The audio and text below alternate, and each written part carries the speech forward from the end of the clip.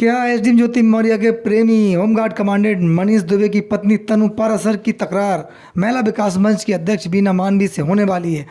क्या मनीष दुबे और एसडीएम ज्योति मौर्य बीना मानवी की तिकड़ी में तनु पारासर फंसने वाली हैं या फिर महिला विकास मंच की अध्यक्ष बीना मानवी करेंगी तनु पारासर का सहयोग? नमस्कार इंडियंस, मैं हूं आपका दोस्त देवेंद्र पटेल अपना इंडिया से। दोस्तों, आज के एपिसोड में आपका बहुत बहुत स्वागत और अभिनंदन है।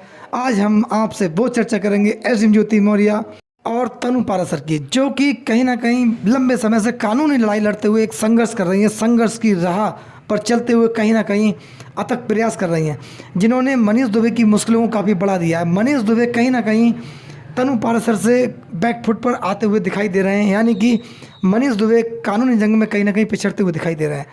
आपने ज्योति मौर्य और मनीष दुबे के चर्चे मीडिया, सोशल मीडिया, तमाम चैनल्स पर आपने देखे और जो सुर्खियों में रहा दोस्तों, लेकिन इसमें नाम एक जुड़ा तनु पारासर का, जिन्होंने मनीष दुबे पर बहुत गंभीर आरोप लगाए थे। उन्होंने ऐसे आरोप लगाए थे जिनसे पार पाना मनीष दुबे के लिए मुश्किल था। उन्होंने मनीष दुबे पर अपने साथ ठगी का भी आरोप लगाया और उन्हें धोखे में रख कर शादी करने का भी आरोप लगाया, और मनीष दुबे पर अपनी शादी से पूर्व अन्य 2 महिलाओं के साथ शादी करने का भी आरोप तनु पारासर ने लगाया था, जिनकी कानूनी जंग मनीष दुबे और तनु पारासर लड़ रहे हैं। लेकिन मनीष दुबे पर आरोप आलोक मौर्य ने लगाए थे और आलोक मौर्य ने भी जिक्र तनु पारासर किया था। उन्होंने मीडिया के सामने कहा था तनु पारासर से मेरी बात होती है, और उन्होंने काफ़ी एविडेंस भी मनीष दुबे के खिलाफ दिए हैं, और तनु पारासर जो हैं वो आलोक मौर्य का सहयोग करेंगे, ऐसी बात आलोक मौर्य ने मीडिया के समक्ष कही थी। दोस्तों, आलोक मौर्य ने मनीष दुबे पर भी गंभीर आरोप लगाए थे। ऐसे आरोप थे कि जिनसे पार पाना मनीष दुबे के लिए मुश्किल था।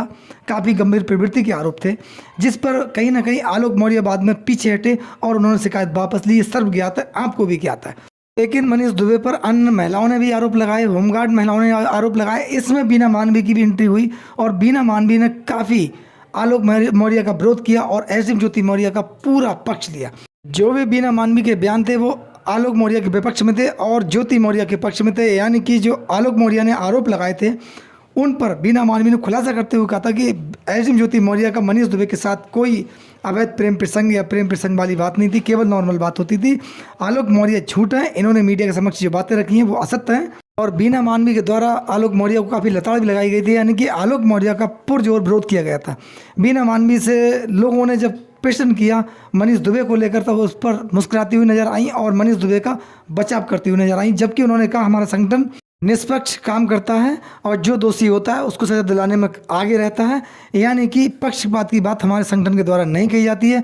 लेकिन लोगों का कहीं इसमें आरोप ऐसा है कि बीना मानवी के द्वारा राष्ट्रहित समाज हित में कोई बात नहीं कही गई, बल्कि केवल ज्योति मौर्य का सहयोग करते हुए बीना मानवी नजर आई।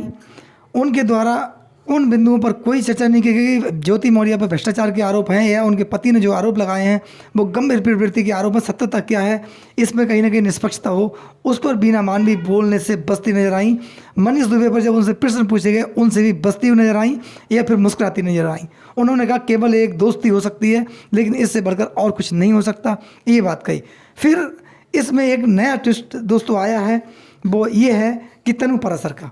लोगों का कहना है कि तनु पारासर ने अब मनीष दुबे के खिलाफ जो कानूनी जंग है वो आगे बढ़ा दी है। मनीष दुबे की मुश्किलें न्यायालय के द्वारा अब बढ़ने वाली है, क्योंकि तनु पारासर ने पूरे मामले से पीछे हटने के लिए इनकार कर दिया है। इसमें ये मेन चीज़ है कि तनु पारासर के और मनीष दुबे के मामले में बीना मानवी का क्या रोल रहेगा। लोगों का कहना है, जानकारों का कहना है कि बीना मानवी तनु पारासर का सहयोग करने वाली नहीं है। तनु पारासर के मुद्दे पर बोलने से बीना मानवी कहीं ना कहीं पीछे हट रही हैं।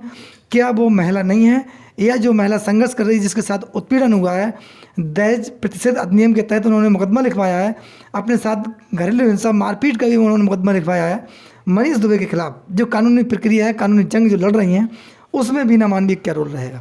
जिस प्रकार बीना मानवी ज्योति मौर्य के साथ खड़ी रही, उनका पूरा सहयोग किया केवल महिला के नाम पर कि महिला पीड़ित है, ठीक उसी प्रकार से तनु पारासर का सहयोग बीना मानवी के द्वारा किया जाएगा, यानी कि तनु पारासर को बीना मानवी का सहयोग मिलने वाला है, या मनीष दुबे और तनु पारासर का क्या आपस में समझौता होने वाला है। इसमें बीना मानवी की प्रमुख भूमिका रहेगी, या फिर इस मामले पर बीना मानवी ने केवल चुप्पी साध ली है और तनु पारासर का सहयोग करने से कहीं ना कहीं बीना मानवी बच रही हैं। ऐसा जानकारी में है कि तनु पारासर के पास मनीष दुबे का एक प्रस्ताव गया था, जिसमें महिला विकास मंच के कुछ कार्यकर्ता थे उन्होंने ये कहा है कि तनु पाराशर कहीं ना कहीं इस मामले में, इस पूरे प्रकरण में मनीष दुबे के साथ समझौता कर लें, यानी कि जो मुकदमे हैं वो अपने वापस लेने, कानूनी प्रक्रिया है वो बंद कर दी जाए और मनीष दुबे से जो जिस प्रकार भी हो वो समझौता कर लिया जाए।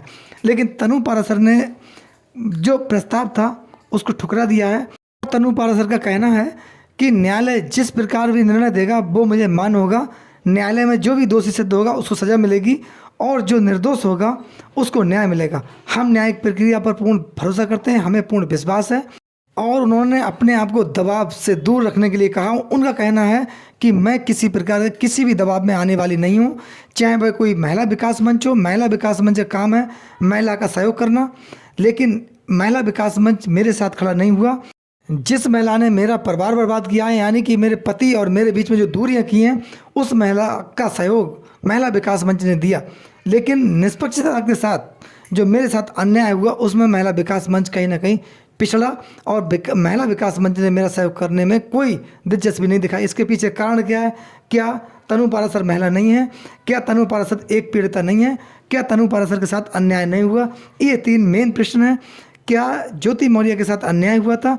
क्या आलोक मौर्य ने जिस प्रकार ज्योति मौर्य पर आरोप लगाए थे, क्या वो अन्याय आलोक मौर्य के द्वारा किया गया था?